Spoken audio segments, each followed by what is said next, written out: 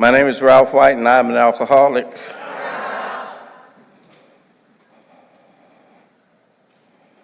Jimmy, I am going to do the best I can to color between the lines. You've given me 4 and 5. I'm going to try to do that.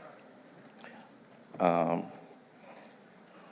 when you get 4 and 5, it's like, am I going to talk about some technique? Am I going to talk about the experience? I don't. So we'll see. I'm not sure. Um, Bob mentioned this is kind of a special place, and it's special for me. I've been coming to this deal from the very first one. I think I was at the very first one of these. And Jimmy and Mary Beth, I've come to consider them, pretty much like family for me. I remember Jen when she was not the Jen that she is today, confident. Jen is the confident voice, and I remember, couldn't have got you up here like this, you know. Roger, they've been giving Roger shout outs and support Roger and support the taping, but that young man has embarked on a venture on his own now, and that's what we do in alcoholic. Roger came in and he started sitting behind the table, helping out. And look where you are right now.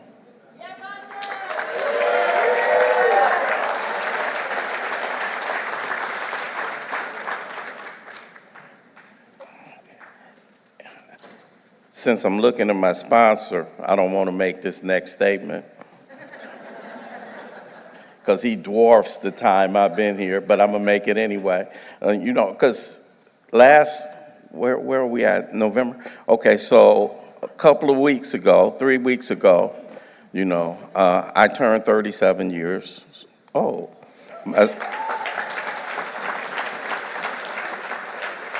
My sobriety date is October 11th, 1986. And so now I think that entitles me to every now and then make some pronouncements and some observations. And my sponsor does it all the time, and so I'm on his heels. And my observations, I'm not one of these people that see the sky is falling in Alcoholics Anonymous. I'm not one of the people that got scared. I think we are in great hands in Alcoholics Anonymous. You know what I'm saying? I look at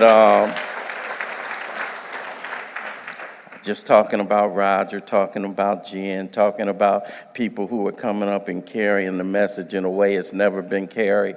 And I'm encouraged and I'm inspired. I'm still inspired all these many years later, and I'm still grateful.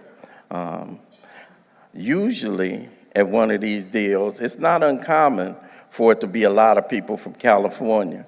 So Candace is out here, I'm out here, we rolling. But this is the first time I've been with all these Tennessee folks. They got a whole table. What?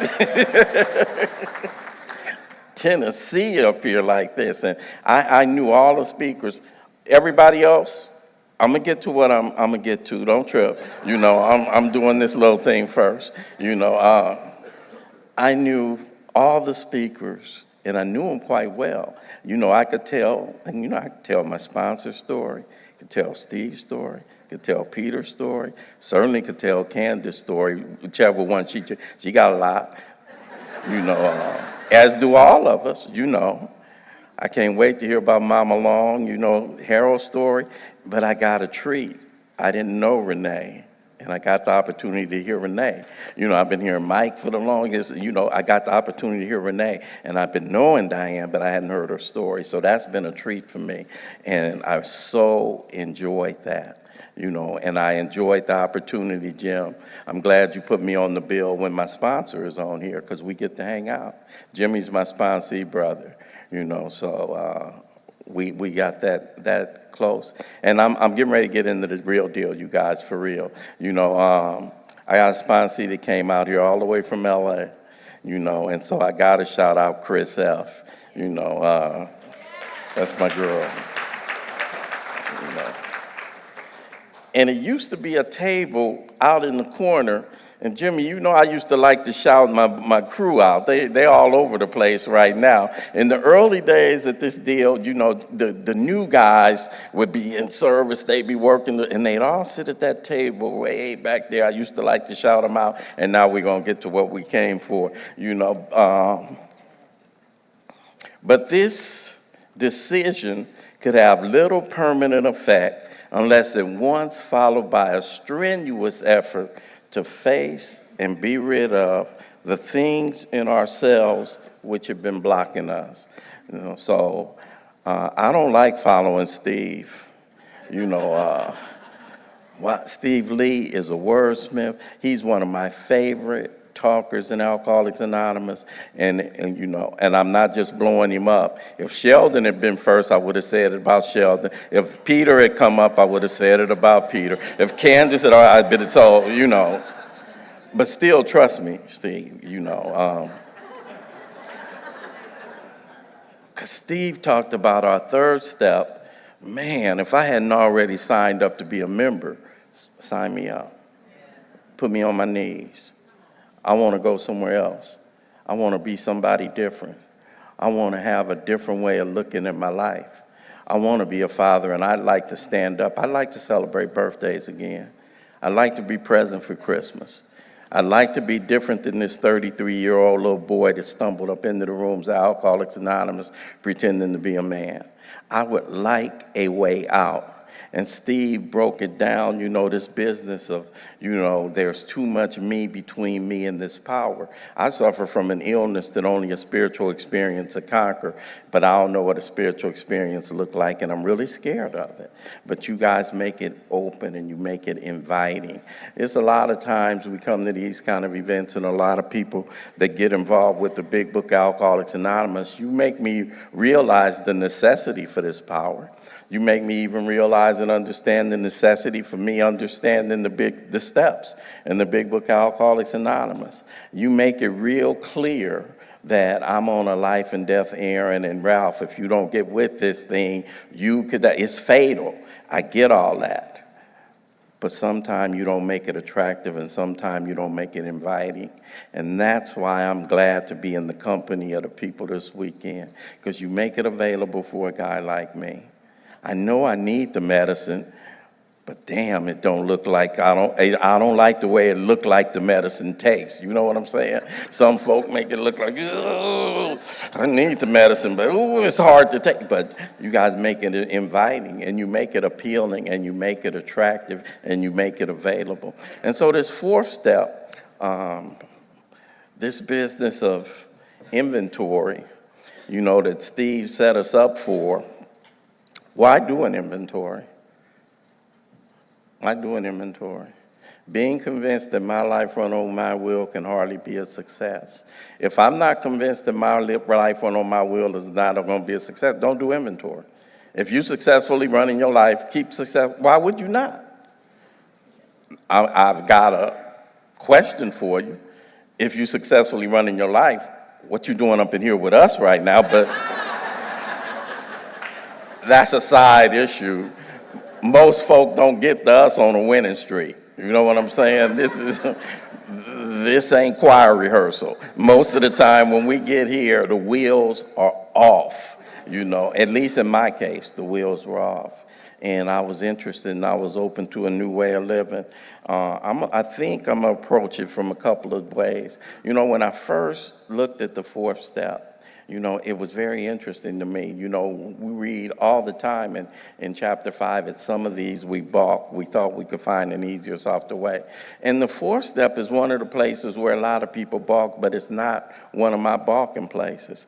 In my sponsorship, I'm really always on the alert, a high alert for my blind spots. Me and Leslie do a lot of talking about just life in general, personal life. The good news about having a partner that's invested in this deal like this, we do a lot of talking about our way of life, the AA way of life.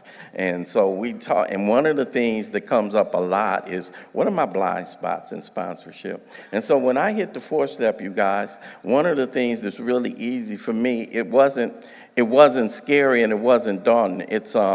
We call it a fact-finding and a fact-facing process. And the first thing it talks about is we put these resentments on paper. We talk about being convinced that self-manifested in various ways was what had defeated us. I hear a lot of people talk about, just read the black on the white, just read the black on the white, just read the black on the white. And that's cool. I agree with it, but I don't always understand. But I know how to read it, but I don't understand it. Being convinced the self manifested in various ways was what it defeated. Woo, what? Being convinced that me and the way I show up was what had caused me my problems in life. We're going to look at some of the ways Ralph shows up. And if we look at these three common areas, there's going to be so much gold mined in looking at his resentments, his fears, and his sex conduct that we are now going to form, what I like to think of as a roadmap to this power, because that's the whole deal. I'm not reading this book and I'm not learning about these steps and I'm not getting these various techniques of writing inventory so I can get better at writing inventory. I'm not doing all this so I can get better at doing retreats and conferences. I like doing retreats. I like doing conferences. What I like better is having my grandsons run up to me and say, "Granddaddy." What I like better is having my daughters look at me and say, "Dad," and calling me at 2 or 3 o'clock in the morning with something going on. I like hanging out with you guys. I like the fact that you guys compliment me on being able to maybe communicate some of our program. I like it, but it ain't why I do it. I do it because I do like seeing the lights come on in here, but I like seeing the lights come on in here so the lights can come on that I don't get to see when you go home. I like it, but I do it because it's a way of living that has done some remarkable things in this guy's life. This business of taking a look at myself. I started out by saying my blind spots, and one of the things I'm really aware of for me is inventory and this business of writing. It's in my wheelhouse. It's what I do. I taught, elementary, when I was in UCLA, I did some student teaching for a while. I'm a writer. I avoided classes with finals. I used to like classes where you had papers because I'm going to miss a lot of classes, right? And so I need to know, I didn't just do a paper. I like writing, I don't necessarily write, but I'm okay with it. The profession I was in, it was a lot of writing, so I'm not scared of the pen and I'm not scared of the pencil, and I take credit for it. Oh, I've been doing inventory for a long time. I take credit for it. And then I run into a sponsee. And I get a sponsee that when they got called up to the blackboard when they were in the 3rd or 4th grade, they got terrified because the pen and the paper are their kryptonite. They got terrified because they never did so well in school. They got scared because this ain't their cup of tea. And so when they sit in front of me and get ready to do their first 4th step that seems daunting and overwhelming, they retreat to what it is that guys like me do. I don't show scared. I show defiant. I say I ain't going to do that when I really mean I can't.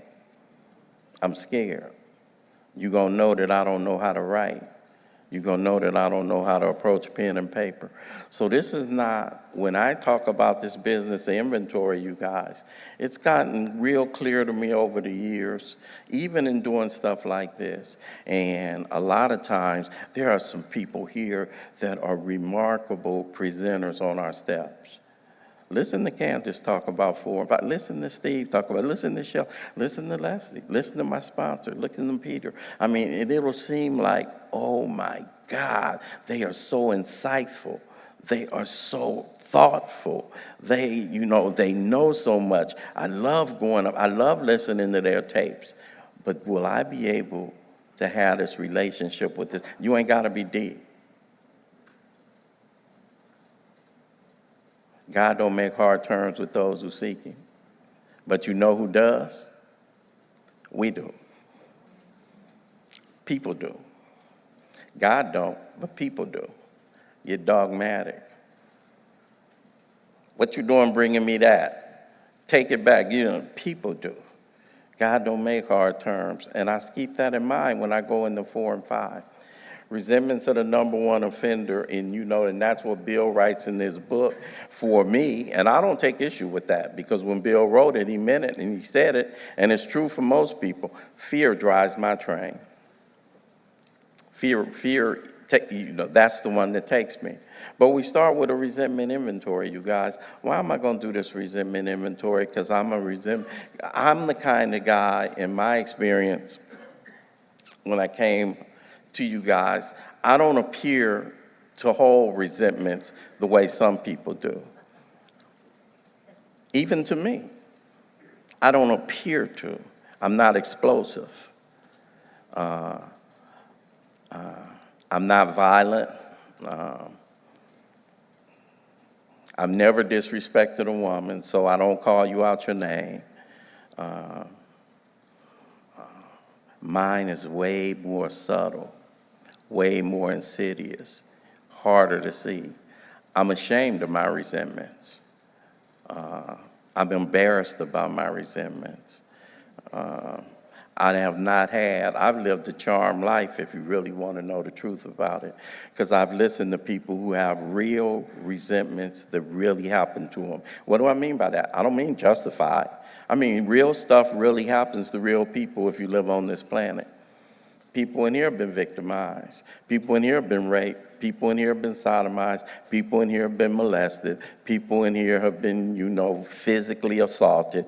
People in here have had, unspeakable acts that happened to them. I have my resentments are of pretty much the petty variety. My resentments are of the variety of I step on the toes of my fellows and they retaliate. That's my resentments. My resentments are of the variety I make decisions based on self that later put me in the position to be hurt. But I'm a good listener. So over the years, you guys, I really come in touch with, the power resentments have. And so the power resentments have on a guy like me, because I'm not explosive and I'm not violent and I'm not right. I'm a hoarder. Because I don't know their resentments. I got this silent scorn. I got this superior attitude. I got this arrogance. I got this self-righteousness. I got a whole host of things that show up in my 6th and 7th step, right? I'll see them in my 5th step. I don't know them because I think I'm a good guy, and I hide under the guise of being a good guy. And I hit Alcoholics Anonymous, and I do my first resentment inventory. And I put it on paper. Why do I put it on paper? Because in our book, it suggests that we put it on paper. And one of the things that I know is when stuff rattles around in my head, I don't have any clarity at all like when I put it on paper. I'm an old-fashioned guy too. For some reason, I have found now, I used to be really a stickler for this. Since we're in the computer age and and you might have a lot of young people you're working with, and they may say, Spons, I want to put mine, I want to go on the computer. I'm going to, do it on a word process. I might want to put it in Word. And that's okay. I used to be a stickler, put pen to paper. Still, that's my preference, but I, get it down. The reason for me that I do pen to paper, you guys, and I'm a computer guy. I do all my stuff. But what I do is I cut and paste when I'm on the computer. And guess what else I do? I delete. When I put pen to paper, lazy, whatever you want to call it, more than likely it's staying there. The first pass is the pass that's supposed to be there. I'm not censoring. I'm not undoing it. I'm not going back and taking all this out and now rewriting it. It's there. It's there. And there's a power for this guy. There's a power and there's something that takes place when I put pen to paper. And again, that's for me. When I do pen to paper, there is something that's more sacred in that exercise to me, And so when I do it, I do pen to paper. I've always done pen to paper, and I do this deal, man, and I start looking, and I start looking fearlessly, and I start looking thoroughly, and I start looking honestly. And I don't know that you guys are prepared before a fourth and a fifth step. When I started going to rooms of Alcoholics Anonymous in October 1986, when I first hit this place, and I was in the Harbor Light, and after 30 days, you could go to outside meetings. So I started going to meetings probably somewhere in about November of 1986, and I started going to 9604 South Figueroa, and I started going to the Crenshaw Lano clubs in South Central Los Angeles, and everywhere I've gone, I've been welcomed in the rooms of Alcoholics Anonymous. Men and women, they welcome me, and it's not everybody's experience. Everybody doesn't find us interesting. Everybody doesn't find us welcoming. Everybody doesn't find us fascinating. I found you all those things from the very first time I came through the doors, and I still find you fascinating. All these many years later, I've never thought of leaving Alcoholics Anonymous. Life has presented some challenges to me over the 37 years, but I've never once thought of leaving you guys. Not once. It has not been hard for me to be a member. It's been hard for me to be a man facing up to his responsibilities in life, but it has not been hard for me to be a member of Alcoholics Anonymous. I've always found my best me when I'm with you. You've always inspired me beyond what it is that I think is my capacity. That's just the truth for me. So I still love showing up, even when I think I don't want to. When I think I don't want to. Hit the inventory process. This business of fact-finding and fact-facing. So I started looking, you guys, and I'm not scared to look. And the first thing that I know about doing inventory, if you're going to do resentment inventory, put your big girl panties on and your big boy pants on. It's for grown people. At least where I come from. We don't varnish it. We don't put it in, we don't put euphemisms. I don't do euphemisms when I write inventory. I do it, and I err on the side of looking. I don't err on the side of, we don't need to look at that. And it's butt naked. And it's rigorous. And you guys were prepping me for that when I was going to meetings, the meetings that I go to. There would be people standing up. I love in our book when it talks about, we hope nobody will find these self-revealing accounts in bad taste. And it talks about when we're talking at our meetings and when we're talking in our fellowship. Every now and then, sometimes when I've kick the can a little bit down the road and I'm at a different place in my recovery and I put a different face on it or I go to different places. And sometimes I can slip into finding some of your self-revealing accounts. Why are you saying that? Why are you sharing like that? And that's always helping somebody. The longer I am in this program, which coincidentally, here's the good news, the longer you stay sober, the older you get. Both of those things kind of go together because you get old in recovery and you get old in life. And when you get old in life, you stop tripping so much. You stop putting so much on other people. I was at breakfast with my sponsor this morning, and Bob does not know how much he rubs off on me and how much I look at his example and how much I follow. Bob, there are lots of, I don't want to say factions to it. There are lots of different approaches in Alcoholics Anonymous, and there are lots of different people who have different approaches, and sometimes I'll confuse an approach with a personality. I'm not fooling with this, I'm not fooling with that, I'm not fooling. And Bob is like Switzerland. Anybody in Alcoholics Anonymous, Bob is a person, he ain't tripping. He is not tripping.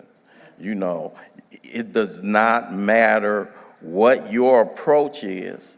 You can go sit in this man's presence and get what it is that he gives you without judgment.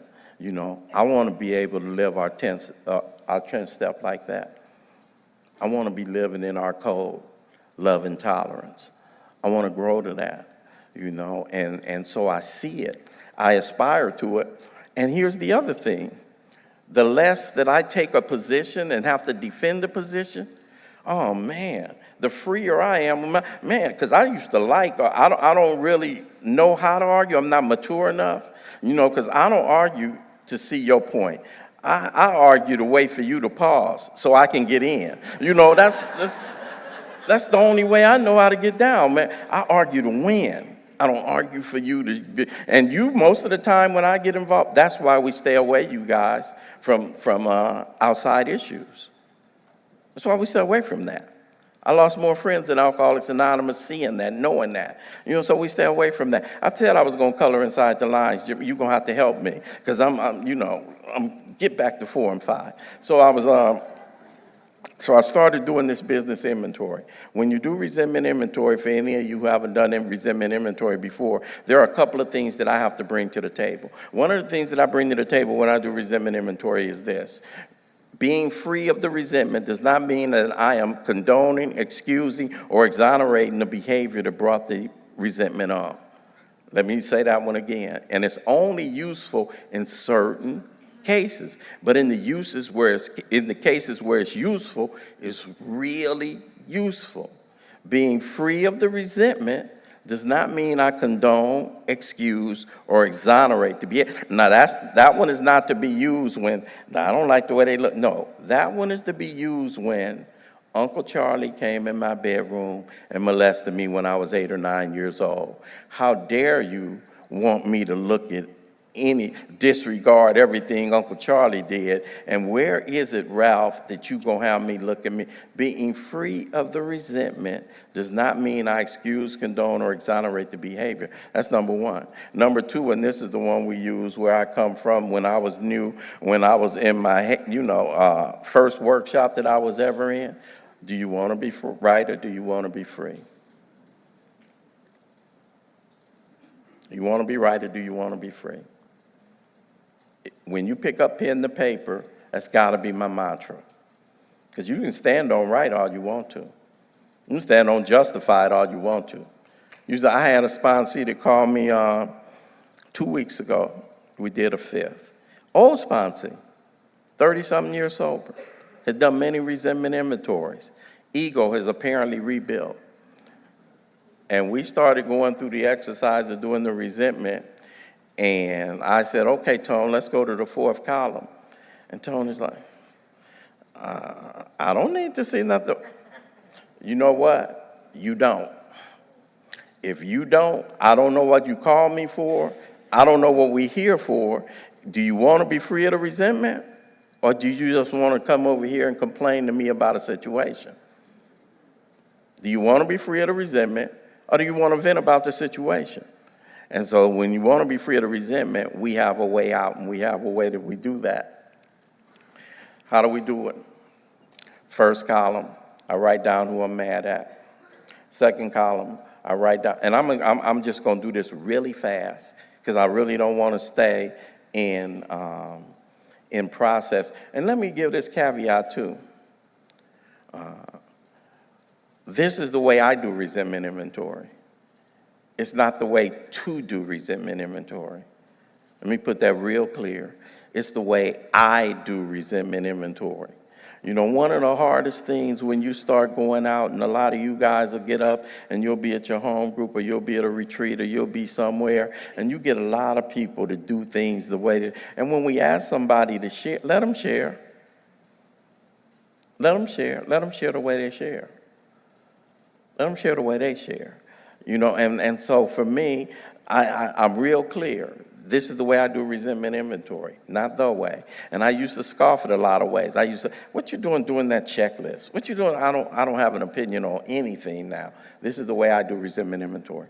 So I do column one, who I'm resentful at, my daddy, my mom, whoever it is. Column two, what's the cause? When I write the cause, I do it really fast and really brief and really short and really succinct. Lied to me, stole my money, he left us. Don't do redundancies. He stole my money and he didn't pay me back. Well, he owes me money, he didn't pay me back. No. And if I have to put an and in there, it's probably two resentments. When I did my day, he's an alcoholic and he left us. Two resentments. Alcoholic, left us. Two different resentments. And then I look at the third column, and you ain't got to, in the third column, you guys, it's right there in our book. Go look at it. I'm not going to tell you where. Go look at it. Fact check me. Fact check me. If you think he lying, that'll encourage you to read the book for yourself. Fact check me. So I look at 7 areas of self.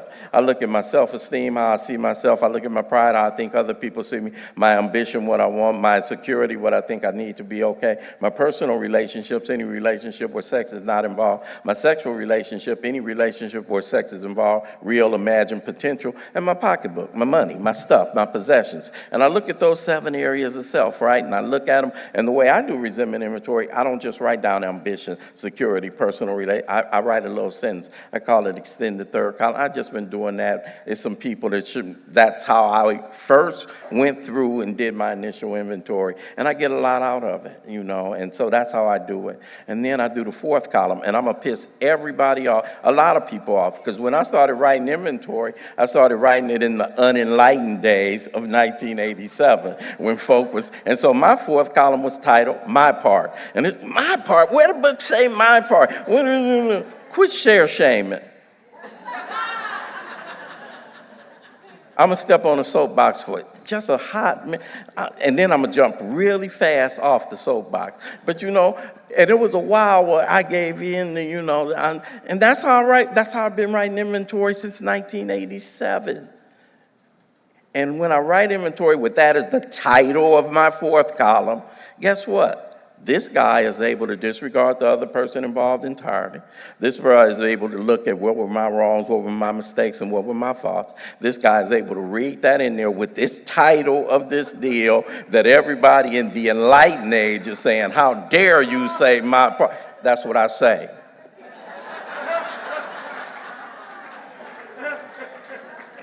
I've been waiting to say that from a podium for a minute. And I'm not being flipped, because there is a lot that people, but when guys, when it's something that I do, when it's something that I do, let it be what I do. I ain't got to bash what you do for me to do what I do. You know what I'm saying? People get mad when meeting makers make it. Where's that in the book? Meeting makers don't make 90 meetings in 90 days. Where do people get up from saying 90 meetings in 90? Where do they get up from saying? Quit slogan bashing. Because I don't think anything's wasted in God's economy, and we got a big choir. We need all the voices. Me and Leslie, I share this story from time to time. We went to Vegas and we saw Bruno Mars. Some months back, and when we went, and it was a big surprise. And so when we went, part of the evening involved, we had these tickets, and the tickets were really up close. And so when we went in there, 2 of the most vital people we saw when we went in there were the ushers. And the ushers took our ticket, and they walked us down to our seat, and they showed us where we were sitting. And we sat in our seat, and then Bruno came up and gave us a show. A lot of the times, you guys, when the people are early in recovery or late in recovery or whatever they're doing, and they sharing, go to 90 meetings in 90 days, they're the ushers. There are the ushers. So when you get up to this podium, instead of bashing the ushers, just sing your song. Sing what it is that we do in Alcoholics Anonymous. One day the ushers will have a song to sing too. And maybe their whole function, the whole rest of the time they hear, is the usher, because that's what they do. They not Peter Marinelli at a microphone. They not Bob Bazans with an ability to talk about this program. What they have is a love for this program, and what they have is my baby brother Rod is an usher. My baby brother Rod is 35 years sober, and he goes to a meeting with Alcoholics Anonymous every single day. Many of you know my brother Ron. He'll be here next year. A lot of you know my brother Reggie. Reggie goes around and he talks a lot. These are guys in the book, and they can talk about our program, and they can wax on about our program. If you ask Rod to share about that, he can't share about that. He's at a meeting every single day. He's got 35 years of recovery. He's a hell of a dad to my niece. He's a hell of a son to my mom. And if he got behind a podium, he would tell you, when I came around here, what was important to me was I went to 90 meetings in 90 days. Quit bashing the ushers, you guys. Anyway.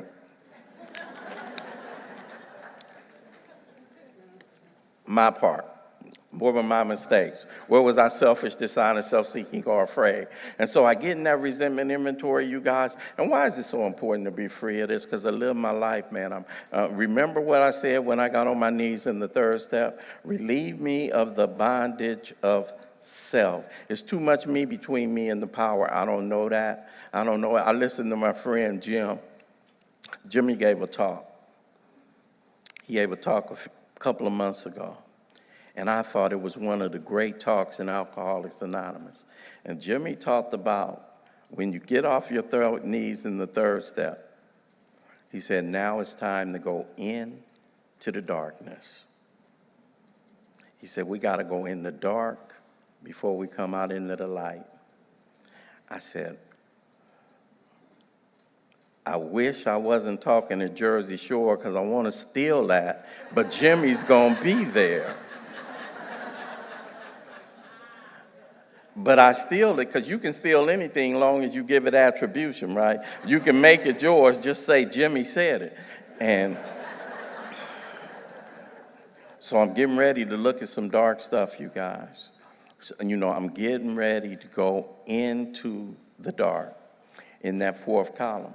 And so I'm going to share really fast, and then I'm going to talk about a couple of the other inventories that I don't usually get a chance to talk about because I spend all my time on resentment inventory, So what about a resentment, Ralph, that's a justified resentment? What about a resentment that's eating my lunch? What about a resentment that I can't seem to shake? What about a resentment, yeah, dude, I know you telling me about all this other stuff, but what about being molested? What about if I am the one with Uncle Charlie? How are you going to tell me, since you label your column my part, what part did I have in that? So I look at it, Uncle Charlie molested me, affected my self-esteem. Must be something wrong with me. Brought this on, affected my pride. He didn't think much about me. And I know other folk don't. I know they can see I'm wearing this scarlet letter. Affected my personal relationships. I only have surface relationships. I won't get close to people. They'll know the dirty secret about me. Affected my ambition. Just wanted to grow up and have a normal life like a normal kid, like a normal person. Affected my security. I don't trust nobody, certainly not men if you're a woman or whatever that I don't trust, Sexual relations, it's clear. 3 people in the bed all the time, overly promiscuous. Maybe I'm frigid, maybe I can't get close. Maybe in relationships I can only get so close to whoever my partner is. There's this unseen person that's in the bed between us all the time. Pocketbook, I buy my way into relationships, or I buy my way. I'm only worth what I can show you I have. And, and all that, you guys, that's just Ralph's stream of consciousness. I've listened to a lot of fifth steps. I'm a good listener, and I'm a good relayer. I don't have any pretense that this is something that I have firsthand, but just for purposes of examining how we do inventory. I'm going to throw that one out there because it's one of the ones that keeps people in bondage the most. What people call a justified resentment. Ralph, so what is this fourth column? Where have I been selfish, dishonest, self-seeking, or afraid? Selfish. Was I selfish to not want this man to molest me when I was 8? No, that's not selfish. Nothing selfish about that. But that's not really what I'm inventorying.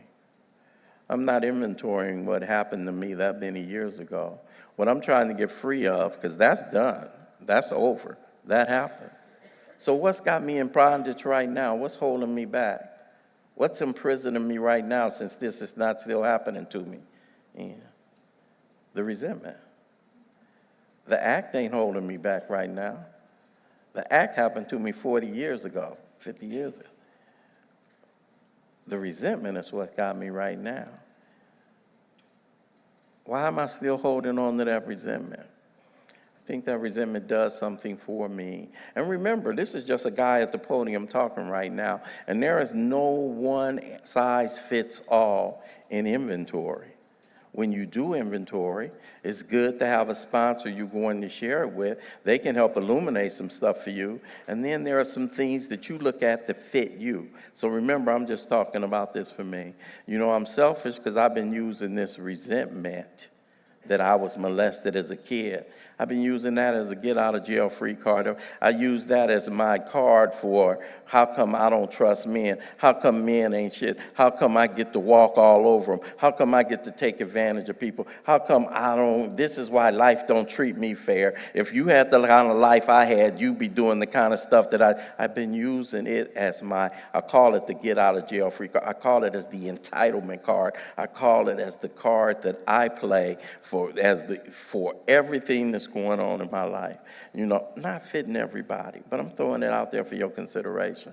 I'm a selfish, dishonest. My ex-wife used to say, because she was an incest survivor and she was abused as a child too.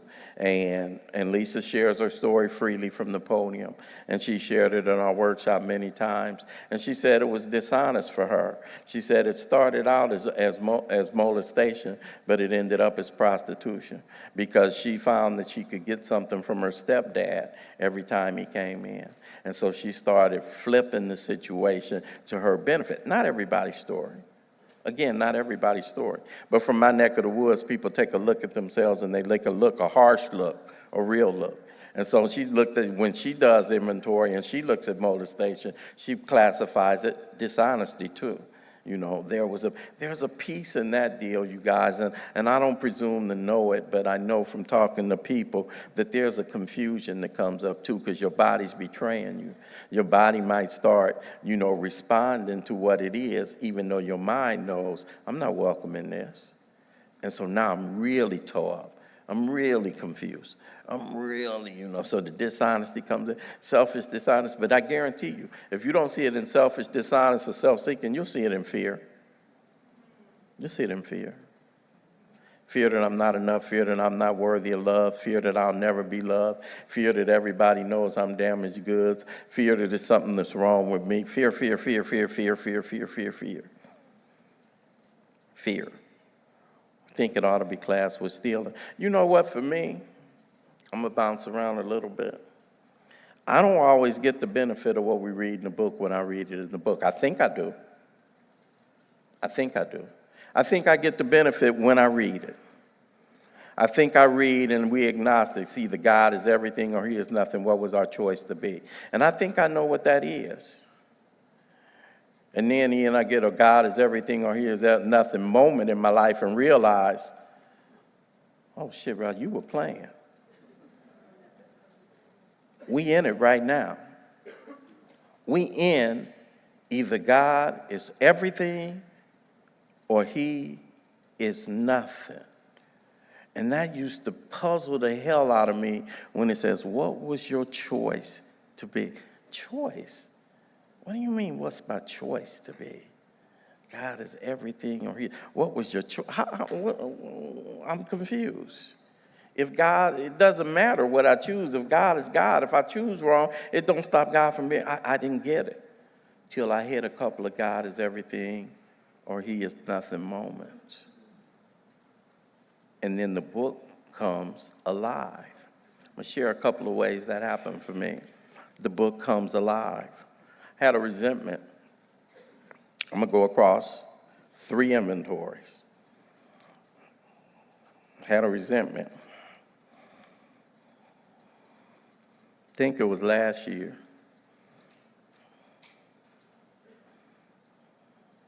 It's good to be on the road with somebody, and it's a lot of people in here, and you with your mates, and you with your spouses, and we give ourselves consent. When you in a meeting, you just a member. You ain't my guy, you ain't my girl, you just a member. And we just, I mean, it's freeing. Because that one right there was on my inventory. First column, Leslie. Second column, she stopped. Just stop. Just stop. We going at it. Just stop. Ghosted me. Nothing. No text, no responding, no nothing. I'm not an overly emotional man. Not crying man. The man right there took a call from me like he's never had before. And I'm crying on the phone to my sponsor. You know, Steve said something too when he talked about a calamity is whatever you call a calamity. You know what? The only minor surgery is surgery on somebody else. When it's happening to you, oh, this is brain surgery. It could be a fingernail. It could be a hangnail. This is major surgery, right? So Leslie ghosted me. Ain't responding to nothing. So, you know, I go through inventory, I go through that process, and I go through all of them, and I get to fourth column, and I get to fear, which propels me in the fear inventory, right? I get to fear. Fear that if you really know me, you ain't gonna like, that's my underlying fear, period. It's an underlying fear that's an overview for Ralph's life. There's two underlying fears. A fear of what I think you think about me, so I have to manage and control. That goes back to the unmanageability. Steve talked, I can't even manage how you see me. You know, I can't manage, and the world and its people, you know, I think that if I only manage well, I'll be able to get books as rest, satisfaction, and control. You know, I can't manage that. I can't manage for you to see me the way I want you to see me, you know. And if you really know me, you won't see, I know it. I'm that kind of guy. You know, I can present like I'm confident in the rest, but stuff comes back that you think is gone. You get revisited, right? So now I'm in fear inventory.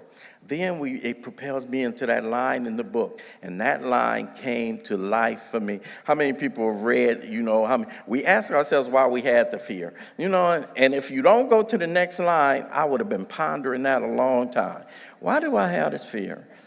Okay, and then I would have gave myself all kind of, and then it says, wasn't it because self-reliance failed?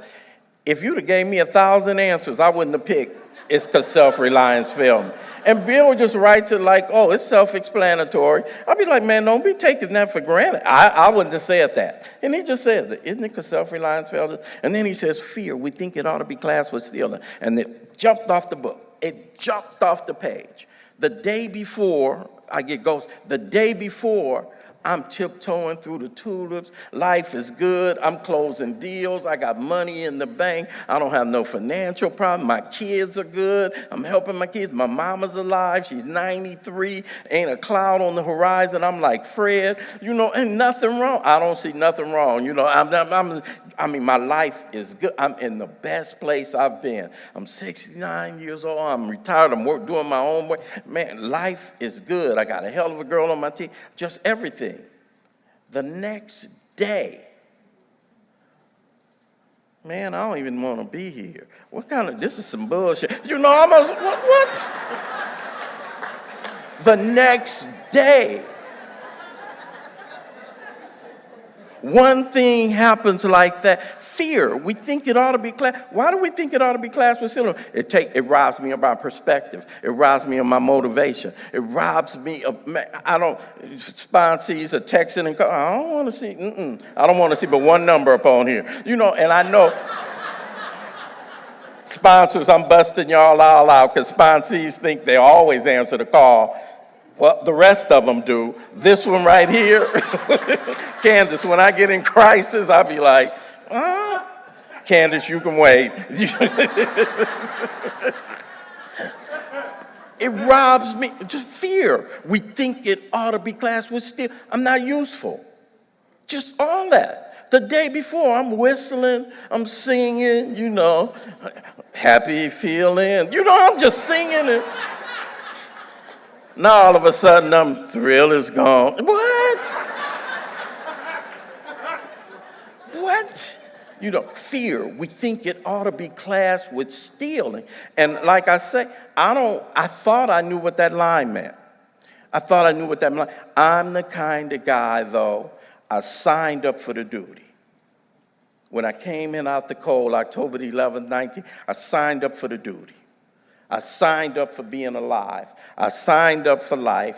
I signed up for whatever it serves me up. I signed up for grown-ass man duty. I signed up for it, and I even welcome fetal position because I don't go there. And so now when Leslie took me there, when I went there, as a result of this, when I come out, I'm armed with the thing that makes us valuable, you guys. I'm armed with the thing that makes us useful. I'm armed with something that I needed, because with my sponsees, they be talking, he left, she left. I'll be like, she left, okay, here we go. How many days has it been, Chris? Has it been 60 days yet? I'll be like, I'll be minimizing. Get over it. I'll talk to Les. Do you know what they're crying to me about? And then it happened to me.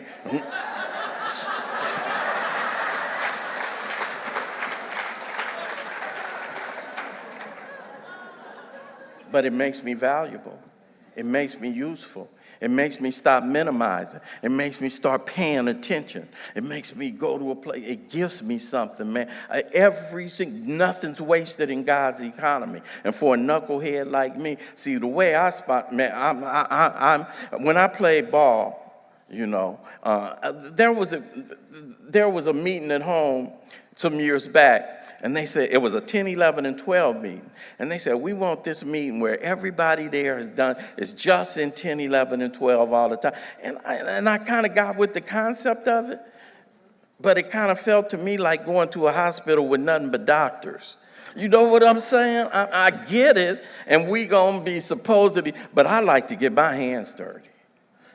I like to be where, I don't mind. I skip my knees and I scrape my face. I fall on my face. When I played ball, the worst thing to do when you were playing little league, Tommy, is to come home in a clean uniform.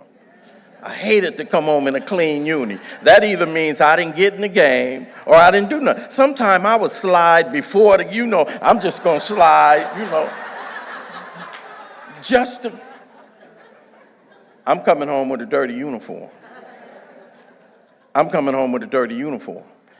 think somebody was talking the other day about angels, and it might have been Mike, and for us, I know I'm surrounded, but I like my angels with dirty faces. You know what I'm saying? Any people know Cagney? I like them like that. I don't like my angels with halos. Come to me, dirty faces, in the mud, in the dirt, and so when I got that opportunity, and I call it an opportunity, I saw so many things for myself. And it propelled me from that fear inventory. It takes me to a sex conduct inventory. And in the sex conduct inventory that we don't talk about, but in that fear inventory, before I get away from there, so what's the antidote, Ralph? What's the deal with this fear thing anyway? We ask ourselves, why do we have the fear? Isn't it because self-reliance failed me? Me relying on me can't make you see me the way I want you to see me. Me relying on me can't make you stay if you want to do what you want to do. Be relying on me can't manage my emotions when you do what it is that you do. Me relying on me, so what would God have me to be? Well, what he would have you to be today, Tuesday, when Candace called, he would have you to be of service and take that phone call. When Chris calls you, he would have you to be sponsored. When your mama needs something, he would have you to be he would not have you to be twisted up in them. No, and have you manipulating this and texting, stop texting.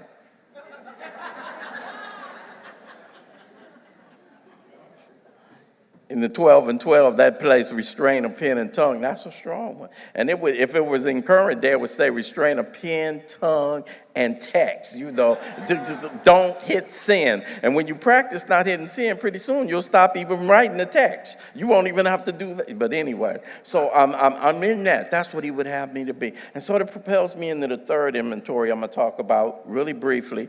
Oh, man. really briefly, because damn, how does the time be flying when I get up here?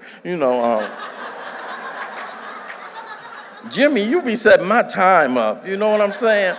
Uh, a sex conduct inventory. Ask myself 9 questions. First 8 questions are guides to my future that's how I look at my past. The 9th question is a guide to my future conduct. And I had to go in there, ask myself, where have I been selfish? Where have I been inconsiderate? Where have I been dishonest? Where did I unjustifiably arouse bitterness, suspicion, and jealousy? Whom did I hurt? Where was I at fault? What should I have done instead? And I look at it and I try to shape a sane and sound ideal for my future sex life. There's a lot of praying when you get involved in this inventory process. There's prayers when we get through writing. And at the end of it, it said, we realized that the people who wronged us were perhaps spiritually sick. And there's a prayer in there. And that prayer is not for the other person. That prayer in there is for me. I asked God to show me the same pity. And I changed the word because I can't afford to show somebody pity because I'm up here and you down there. I substitute the synonym for pity in that one, compassion. The same compassion, patience, and tolerance I would gladly give a sick friend. And so I do some praying up in there.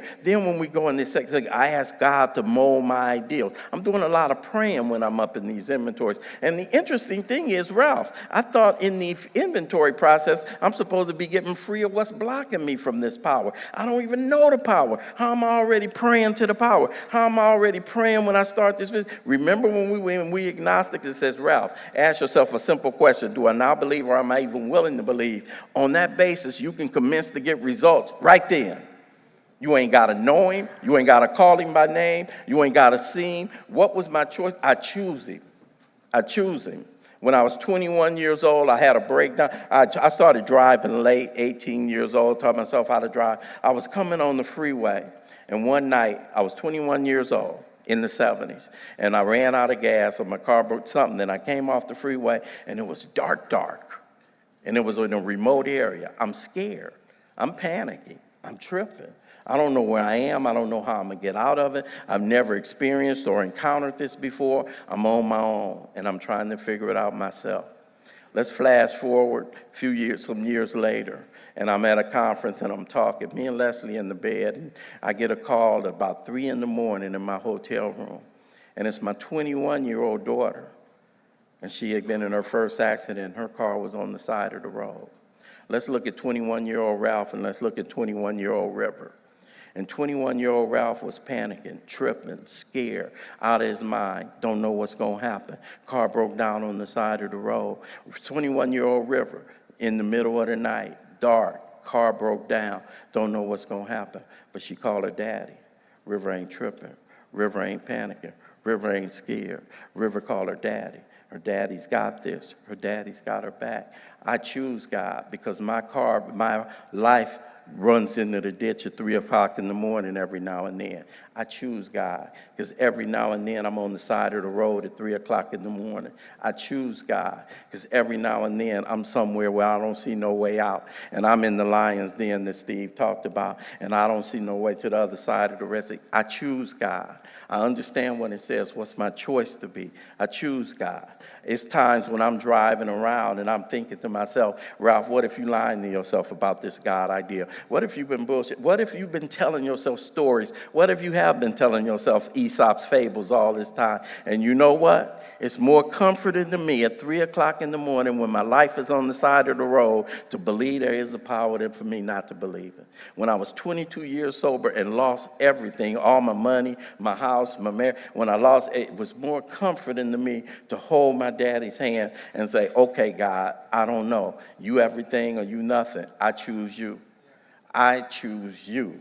And in that coming out of that inventory process, when I get a chance, and I thought I was going to get to talk about the 5th step, I guess I just played too much. I don't know. But I thought I was going to get a chance to talk about it. But when I come out of that 4th step, and the first thing as a parent, I done digested some big chunks of truth, and I sit in front of somebody else, and I get free of this kind of stuff, man, and I get something that was an unintended consequence, something I was not looking for.